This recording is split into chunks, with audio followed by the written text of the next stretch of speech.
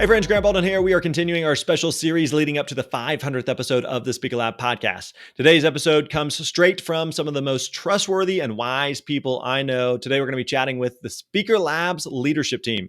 Even though they're not all speakers themselves, they all have unique wisdom and great advice to share on areas that every speaker needs to master, including marketing, sales, finance, and more. Today, we're going to be kicking things off with the fabulous Maryalice Goldsmith, our Director of Student Success. Maryalice is in the trenches working with speakers every single day, and she's here to share the 3 biggest pitfalls that she sees speakers struggle with in their speaking businesses. So let's get to it. Hey, Maryalice Goldsmith here, Director of Student Success for the Speaker Lab.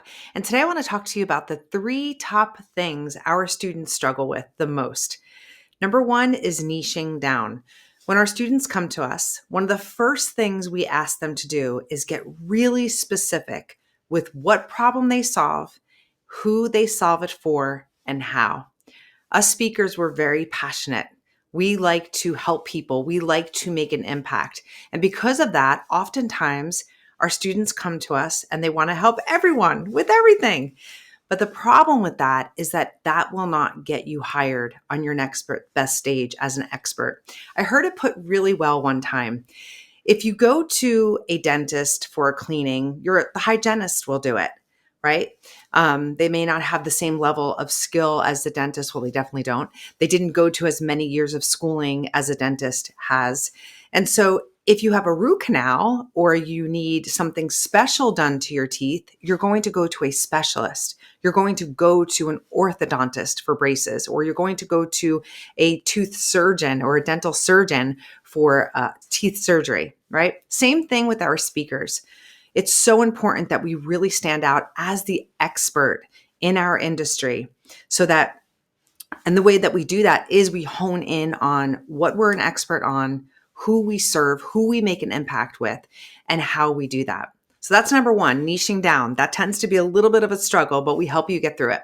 Number 2 is imposter syndrome. Who am I to be talking about this topic when so many people are talking about it? And imposter syndrome, I hate to tell you, it's actually a good sign. It just means that you're leveling up. You're going to a place that you've never been before. And so your ego will say, oh gosh, that's scary. We shouldn't do that. We should go back. Let's go back. Let's go back, right? And so it tells you all the reasons why you shouldn't be doing this and why you can't do this and why someone's doing it better. But I just want to remind you, and we remind all of our students of this, there is no one in the world like you. No one. And even if millions of people are talking about the same thing, they're not going to talk about it the way that you do. Your experience is like a thumbprint or a fingerprint. There's no two alike. And so the way that you will bring this topic to the table, the way that you will make an impact will be very different than the next person. So always remember that. And finally, asking for what you're worth. It's really hard for our students to get on a call with an event planner and say, hey, I would like to charge $5,000 for this talk. Some people literally cringe inside asking for that type of money. Oftentimes we hear people say, I can't expect people to pay me that, but you have to expect people to pay you that. This is your business. This is an area that you have become an expert in. And after going through the Speaker Lab, this is an area that you've really honed in on a specific skill so that you can deliver the best experience possible for your audience and make a profound impact. We want to remember that money is energy. If I pay you to do a job and I pay you well, you're going to show up with a real high energy. But if I say, come for free, I'll give you a Starbucks gift card, you may not have the same kick to your step. That energy may be a little different. And so we have to understand that money is not a negative thing, and asking for our worth is not a negative thing. It's actually critical to this process to show up with that kick in your step, to know that you got paid your worth and the years of experience that you have in this particular topic and the impact that you're going to create and the transformation that you're going to offer for those people in the audience. So those are 3 of the things that our students struggle with and just some of the things that we help them with. here at the Speaker Lab. Thanks for that, Maryalice. Now, one of the best things that you can do as a new or aspiring speaker is to learn from the mistakes that other speakers have made. It's true that you can figure things out on your own, but if you learn from others who have gone before you, it's a lot easier to make progress. As you build your speaking business, it's incredibly important to nail your marketing. And when it comes to marketing, our director of marketing, Chris Sayo, is one of the best in the business. Here's his advice on how to overcome one of the biggest mistakes that speakers make in their marketing efforts. So what is the biggest mistake that speakers make with marketing, and how do they resolve it? Well, we talk a lot at the Speaker Lab about how great marketing as a speaker comes down to three things: a great talk, a great website, and a great demo video. If you nail those three things, those are the three primary marketing assets that you should spend a lot of time on and get those right. But after you're done doing that, what else should you do? And I think this is where speakers make mistakes. They conflate marketing with sales. Let me repeat that. They conflate marketing with sales. And by that, I mean they should be doing a lot more prospecting and outreach and making contacts with decision makers more than they should be worrying about social media or ads or other marketing channels. I think marketing as a word is generally misunderstood in terms of where is the cutoff between the marketing and the sales component. And a lot of solopreneurs, speakers particularly, think that if I have this many followers, or if I grow my social media presence, then that's really going to be what leads to more book gigs and more revenue, which is absolutely not the case. Sales is what generates that. That's what most people want. And as a solopreneur, I'd say 80% of your time, if not more, once you've figured out your primary marketing assets, should be spent on sales-related activities. So that's prospecting, that's finding the decision makers, just doing research around who your core audience is and understanding how to create conversations with them.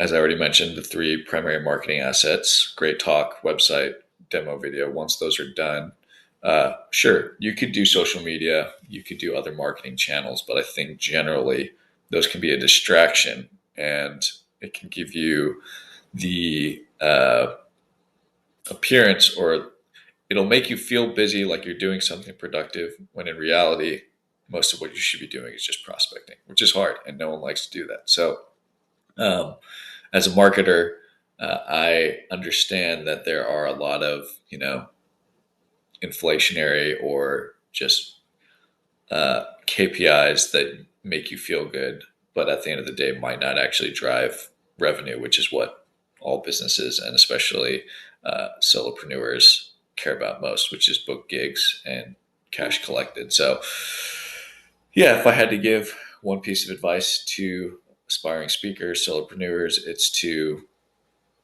nail your three primary marketing assets, but after that, prospect, and focus on that much more than anything else, and you will see much better results. That's a really good word from Chris on the difference between marketing and sales. It's a good reminder to make sure that you're not getting distracted from prospecting and doing the hard work of building a speaking business. And as you focus on mastering sales, there's no one better to give advice than our fearless director of sales, Mr. Sam Hill. Hey, how are you? This is Sam Hill, Director of Sales and Strategy at the Speaker Lab. Really fired up to bring you 3 value points on how you can build confidence to be proficient at sales in your speaking business, and how to build authentic relationships. There's a lot I could say, but I got 3 things I want to give you that I hope will help you. One is you have to have a process. Sales is not about being some guru, knowing some magic phrase, or having this natural born sales gene that doesn't really exist, as a side note. It's about having a good process. That's what it's about. And following that consistently, confidence is built through a process that you can lean on and execute and monitor. So I have a couple of questions for you. One would be, do you have things like outreach to your prospects budgeted on your calendar? Do you have things like follow-up budgeted on your calendar? The 2 most important things to close deals is outreach and follow-up, but most speakers don't actually have that budgeted into their calendars. And I'll challenge you and say, if it's not on your calendar, you're not serious. Number 2, you need to have a script. You need to be able to say with confidence in 30 seconds or less to an event coordinator the specific problem that you solve for the specific audience. A lot of speakers get caught in the trap of they can speak about a lot of things to their audience, right? I have so many different keynotes I could do. And that's actually the problem, is that they have a difficult time describing succinctly to event coordinators, to prospects, what it is exactly they talk about, specific audience, specific problem. And so I want you to write it down. The abstract that our clients make with us is a great starting point for being able to tell someone clearly the problem they solve. Number 3, I want you to remember that you cannot give away too much value. Don't ever be stingy on giving value to the event coordinators and people in your ecosystem as you're building relationships. I want you to lead everyone else and be best in class at giving away value. What do I mean? Ask event coordinators if there's anything you can do to serve their audience now, to serve their contacts now, before you even have a gig booked, or especially when you get a gig booked. What can you do before the event even starts? How can you help them? How can you serve them? How can you give value before you even get to the event, before you even get on stage, whether that be through recording videos for their audience, pre-event meetings virtually. Be a servant, be the ultimate value giver, over deliver so much that the event coordinator is going to rave and talk about you when they talk with other event coordinators because of the amount of value that you give. Follow a process. That's how you're going to have confidence. Make sure you have a script and an abstract that clearly talks about the problem you solve for your specific audience, and be the ultimate value giver in your relationships. You do that consistently, you're going to close a lot of deals. Go and make it happen. Sales is very hard work, but if you follow those steps from Sam, you're going to be set up well for success. Now, once you're getting paid, it's easy to get caught up on the high of the whole experience. I remember my first check for a speaking gig, and I'm sure that you do too. And realistically, though, the work of building your business has only started.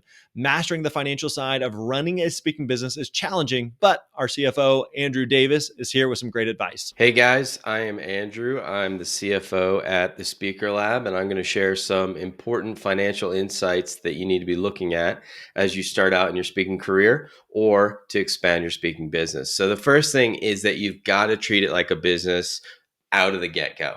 All right. So you can't be coming in and using your personal bank accounts and not setting up a business and not keeping records, because really what ends up happening is it hurts you in 2 different ways. The first way is that when it comes tax time, it's going to hurt because you're going to be scrambling to figure out how many gigs did you book, how much were they worth, how much money did you bring in, how much did you spend. And then the other part is you don't know how you're doing. You can't see the progress, the success that you've had over time without seeing how many bookings you have done, how much you've gotten paid, how much money did you make in profit from this business. And so here are the key things that you need to do. 1, you need to open up a business bank account so that you have that separation from your personal expenses. And that may require you to go set up a legal entity. It may not. That's something that you'll need to talk to legal or tax advisory about. The next thing you need to do is you need to set up a bookkeeping system. And that doesn't have to be super complicated. All right. We're just trying to make this simple and effective so you know where you're at. There's great systems out there that range from free to, maybe $30 a month. A few names that I'll just drop are going to be Wave Apps. That I believe is a free app for bookkeeping. There's QuickBooks, which many people are familiar with. And also another one like QuickBooks is called Xero. Xero. Very inexpensive in terms of the return on investment you'll get with that expense. You want to set it up in a basic way. It doesn't need to be super complicated. If you need to hire a bookkeeper to help you out starting just to get it set up, that's fine. But these systems are intuitive. And so you should be able to do it yourself for quite a while. Then what you're going to do is on a monthly basis, you're going to record all the transactions. And look, simple as this, a profit and loss is just going to be how much money did you bring in? That's your revenue and your expenses, and then your profit. And then over time, you're going to start to get the benefit of data where you can say, look, okay, in my first year, I booked this much in speaking gigs, I spent this much, and my profit was this. So therefore, you can start to set goals for the following years and really tie everything together in your business, so that this isn't a hobby, because you're out to make this a business. We're really excited for your journey that you're on, and I'm confident if you do these steps, it'll just set you up for success in many ways. Thanks for that feedback and advice, Andrew. Now that speakers have a strong speaking foundation, compelling marketing, confidence in their sales process, and a stable financial foundation, let's talk about the operational side of developing your speaking business. Here's some advice from our COO, Dan Alia. Hi, my name is Dan Alia, and I'm the Chief Operating Officer here at the Speaker Lab. I am so excited to help the team celebrate the 500th episode of the Speaker Lab podcast. And they had asked me from an operational and legal standpoint to share some experience or some advice that I've had through my own time and presenting and working with speakers over the last, call it 10 years or so. Number one, it is get everything in writing. It does not exist until it's in writing. So whenever you're approaching a negotiation or an opportunity and you have a good discovery call and you're talking things through, get an email followed up with the rough outline, get agreement, and then send a contract over so that whoever you're dealing with can evaluate the contract, make some changes, and then sign and make sure that you are both on the same page. Super important. A paper trail is a good trail, and nothing exists until it's in writing. The more important part, and what I absolutely love, is from the operational side, which is ultimately to optimize your environment so that you make the least amount of decisions every single day. I want your emotional, physical, and mental energy going into building a pipeline, building relationships, and then creating a solution for one specific problem for one specific audience. So if you do those things, you want to try to optimize all the other little stuff that you have to do in running a business, which is responding to emails and putting the information into your CRM and setting up the contracts and doing travel. All of those you want to minimize as much as possible. Now, here's a few suggestions that have worked for me. Number one, on your computer, set up a detailed Chrome profile just for your work stuff. So you should have one Chrome profile or whatever the browser you choose for your work, for your new professional speaking business, and then a profile for your personal. Don't intermingle that. Treat it like it's a business and continually just open that tab. Number one.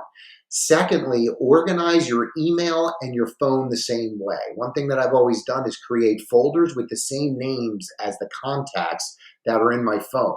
I don't have to think about it. If Grant Baldwin sends me an email, I know exactly where it's going to go before it even comes. If it rings on my phone, it's the same words in the same exact formatting that I have everywhere I look. I don't think about it. So I remove any hurdles for myself.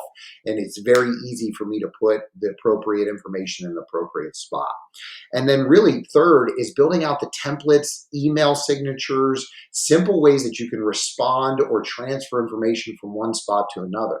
As you're building businesses, as you're building your business, you're going to have to work with technology. And the easiest way you can use that technology is usually the simplest way. So figure out what's the simplest way for you and just continually do that and consistently do that every single day. Another way to stay organized is really around set and setting. And what I mean by that is, what is your mindset when you sit down to work on your professional speaking business? And then what is the environment that you set up in your home, your apartment, wherever you work, where you can be optimized for success? So these are two really key things. And I believe that wherever you work, you should have a dedicated spot for one action or one task. Now, one thing that I use consistently is time blocking.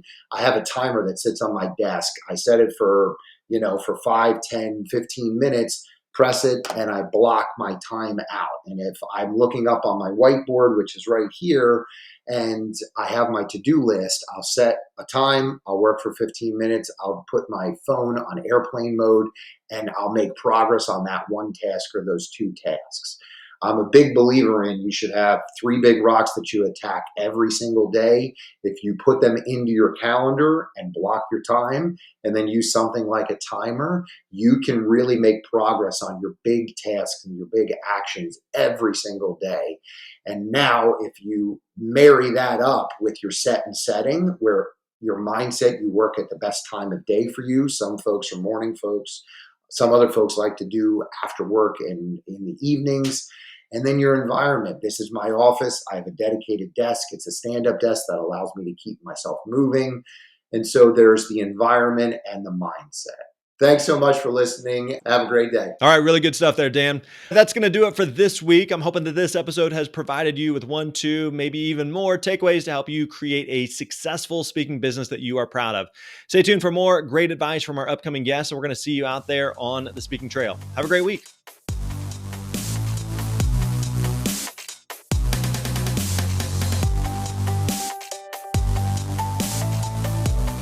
Hi, friend. Are you ready to get serious about taking your speaking business to the next level? Maybe you are someone who is looking for ways to book more paid gigs, or maybe you're trying to figure out all the different things that go into building a successful speaking business. Or perhaps you are an experienced speaker who wants to scale your speaking business to multiple 6 figures. If that's you, I'd encourage you to visit thespeakerlab.com/call. Again, thespeakerlab.com/call and book a free, no obligation call with our team. And if you're not quite ready to take that leap, I don't want you to hesitate in checking out all the free resources that we have available to you on our website, including this podcast. So head over to thespeakerlab.com. Again, thespeakerlab.com. Find hundreds of blog posts, how-to guides, podcast episodes, email scripts, proposal templates, and so much more. Finally, I got a big favor. I would love for you to leave us a rating or review for this podcast. We read every single one, and it also helps other speakers find valuable free resources that they can use to build their own speaking careers. As always, thanks for listening, and we'll see you next time.